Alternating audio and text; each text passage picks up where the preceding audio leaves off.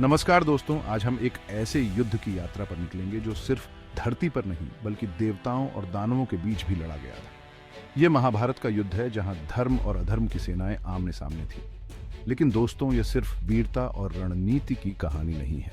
यह दिव्य शक्तियों और अलौकिक हथियारों की कहानी भी है जो इस युद्ध में बहुत अहम भूमिका निभाते हैं। आज हम महाभारत के कुछ सबसे शक्तिशाली हथियारों के रहस्यों से पर्दा उठाएंगे, उनके इतिहास, कहानियों और उनके पीछे छिपे गूढ़ ज्ञान को जानेंगे। तो तैयार हो जाइए, क्योंकि यह यात्रा आपको महाभारत के एक अनोखे पहलू से रूबरू कराएगी। दोस्तों, जब हम महाभारत के दिव्य हथियारों की बात करते हैं तो सबसे पहले जो नाम हमारे ध्यान में आता है वह है ब्रह्मास्त्र। यह नाम सुनते ही हमारे मन में एक अद्भुत और भयानक शक्ति की छवि उभरती है। यह कोई साधारण अस्त्र नहीं था।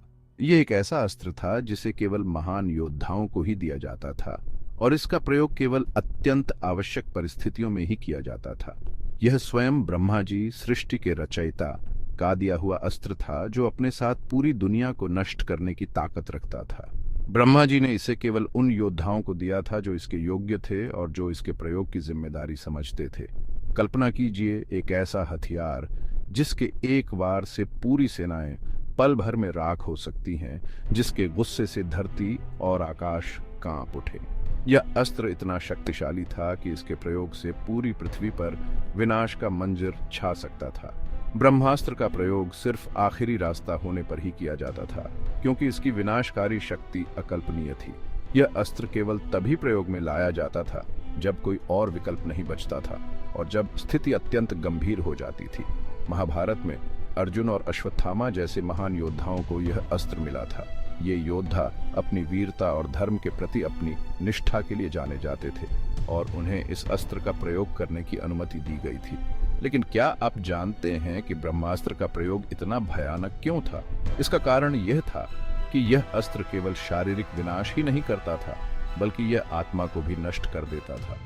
क्योंकि यह सिर्फ शरीर को ही नहीं मिटाता था, बल्कि यह आत्मा को भी नष्ट कर देता था। यह अस्त्र इतना भयानक था कि इसके प्रयोग से आत्मा का भी अंत हो जाता था, जिससे पुनर्जन्म की कोई संभावना नहीं रहती थी। यह एक ऐसा श्राप था जिससे कोई बच नहीं सकता था। ब्रह्मास्त्र का प्रयोग करने वाला योद्धा भी इसके प्रभाव से अछूता नहीं रहता था और उसे भी इसके परिणाम भुगतने पड़ते थे। ब्रह्मास्त्र का प्रयोग हमें एक जरूरी सीख देता है। ताकत के साथ फर्ज भी आता है। यह अस्त्र हमें यह सिखाता है कि शक्ति का प्रयोग सोच समझकर और जिम्मेदारी के साथ करना चाहिए। यह अस्त्र हमें याद दिलाता है कि विनाश का रास्ता हमें कभी भी खुशी और शांति नहीं दे सकता। हमें हमेशा यह याद रखना चाहिए कि सृजन और विनाश दोनों ही हमारे हाथ में है और हमें अपने कर्मों के परिणामों के प्रति सचेत रहना चाहिए। ब्रह्मास्त्र का अस्तित्व हमें यह भी सिखाता है कि सृजन और विनाश के बीच एक संतुलन होना चाहिए। जब हम इस संतुलन को समझते हैं, तभी हम सच्ची शांति और समृद्धि प्राप्त कर सकते हैं। प्राचीन काल के ऋषिमुनि और योद्धा इस संतुलन को भली भांति समझते थे। वे जानते थे कि शक्ति का सही उपयोग ही सच्ची वीरता है और यही कारण है कि वे ब्रह्मास्त्र जैसे अस्त्रों का प्रयोग बहुत ही सोच समझ कर करते थे। आज के समय में भी हमें इस प्राचीन ज्ञान से सीख लेनी चाहिए, चाहे वह आधुनिक तकनीक हो या कोई अन्य शक्ति। हमें हमेशा इसके प्रयोग के प्रति जिम्मेदार रहना चाहिए, तभी हम एक बेहतर और सुरक्षित भविष्य की ओर बढ़ सकते हैं। तो दोस्तों, ब्रह्मास्त्र केवल एक हथियार नहीं था, बल्कि यह एक प्रतीक था सृजन और विनाश का, शक्ति और जिम्मेदारी का। हमें इसे एक सीख के रूप में लेना चाहिए और अपने जीवन में संतुलन और शांति बनाए रखने का प्रयास करना चाहिए। धन्यवाद दोस्तों। महाभारत के दिव्य अस्त्रों की चर्चा में अगला नाम आता है पाशुपतास्त्र का, जो स्वयं देवों के देव महादेव का अमोघ अस्त्र था। पाशुपतास्त्र की महिमा और शक्ति का वर्णन करना आसान नहीं है। यह एक ऐसा अस्त्र था जो अपने निशाने को कभी नहीं चूकता था और जिसके सामने कोई भी अस्त्र टिक नहीं सकता था। इसकी शक्ति इतनी प्रबल थी कि इसे रोक पाना असंभव था। कहा जाता है कि पाशुपतास्त्र का प्रयोग सिर्फ एक ही बार किया जा सकता था और इसका प्रभाव इतना भयानक होता था कि यह पूरी दुनिया को नष्ट कर सकता था। इसकी विनाशकारी शक्ति का अंदाजा लगाना भी मुश्किल है। अर्जुन को यह अस्त्र स्वयं भगवान शिव ने कठोर तपस्या के बाद दिया था। अर्जुन की तपस्या और भगवान शिव की कृपा से ही उन्हें यह दिव्य अस्त्र प्राप्त हुआ। लेकिन अर्जुन को इस अस्त्र के प्रयोग की गंभीरता का एहसास था। और उन्होंने इसका प्रयोग महाभारत के युद्ध में नहीं किया। अर्जुन ने समझा कि इस अस्त्र का प्रयोग केवल अत्यंत आवश्यक स्थिति में ही किया जाना चाहिए। पाशुपतास्त्र हमें सिखाता है कि असली ताकत संयम में होती है। यह अस्त्र केवल विनाश का प्रतीक नहीं है, बल्कि यह हमें सिखाता है कि शक्ति का सही उपयोग क्या है। यह हमें याद दिलाता है कि हमें अपनी ताकत का इस्तेमाल सोच समझकर और विवेक से करना चाहिए, न कि क्रोध या घमंड में। शक्ति का सही उपयोग ही सच्ची वीरता है। पाशुपतास्त्र की कथा हमें यह भी सिखाती है कि महान शक्ति के साथ महान जिम्मेदारी भी आती है। अर्जुन ने पाशुपतास्त्र का प्रयोग न करके यह साबित किया कि सच्चा योद्धा वही है जो अपनी शक्ति को नियंत्रित कर सके। महाभारत के युद्ध में कई अवसर आए जब अर्जुन इस अस्त्र का प्रयोग कर सकते थे, लेकिन उन्होंने संयम और विवेक का परिचय दिया। पाशुपतास्त्र की कथा हमें यह भी सिखाती है कि हमें अपनी शक्तियों का दुरुपयोग नहीं करना चाहिए। यह अस्त्र केवल विनाश के लिए नहीं था, बल्कि यह एक परीक्षा थी कि कौन इसका सही उपयोग कर सकता है। अर्जुन की यह कहानी हमें यह भी सिखाती है कि सच्ची वीरता और महानता संयम और विवेक में है। पाशुपतास्त्र का सही उपयोग ही उसकी असली महिमा है। तो दोस्तों, पाशुपतास्त्र की यह कथा हमें यह सिखाती है कि शक्ति का सही उपयोग ही सच्ची वीरता है। हमें अपनी शक्तियों का उपयोग सोच समझकर और विवेक से करना चाहिए। चैप्टर 3, सुदर्शन चक्र, धर्म का अजेय रक्षक। दोस्तों, अब हम बात करते हैं भगवान विष्णु के सुदर्शन चक्र की, जो धर्म की स्थापना के लिए हमेशा तैयार रहता था। यह चक्र केवल एक हथियार नहीं था, बल्कि एक प्रतीक था जो धर्म और न्याय की स्थापना के लिए समर्पित था। भगवान विष्णु ने इसे अपने हाथ में धारण किया, यह दर्शाने के लिए कि धर्म की रक्षा के लिए वे सदैव तत्पर हैं। यह कोई साधारण चक्र नहीं था, बल्कि एक दिव्य अस्त्र था जो भगवान विष्णु के आदेश पर दुश्मनों का नाश करता था। इसकी दिव्यता और शक्ति का वर्णन वेदों और पुराणों में मिलता है, जहां इसे सबसे शक्तिशाली और अचूक अस्त्र के रूप में बताया गया है। यह चक्र केवल शारीरिक रूप से नहीं, बल्कि मानसिक और आध्यात्मिक रूप से भी दुश्मनों का नाश करता था। सुदर्शन चक्र की गति इतनी तेज होती थी कि कोई भी योद्धा उसके सामने टिक नहीं सकता था। इसकी गति और शक्ति का वर्णन करते हुए कहा गया है कि यह चक्र प्रकाश की गति से भी तेज चलता था और इसके सामने कोई भी बाधा टिक नहीं पाती थी। यह चक्र अपने लक्ष्य को भेदने के बाद ही वापस आता था, जिससे इसकी अचूकता सिद्ध होती है। यह एक ऐसा अचूक अस्त्र था जो अपने निशाने को भेद कर ही वापस आता था।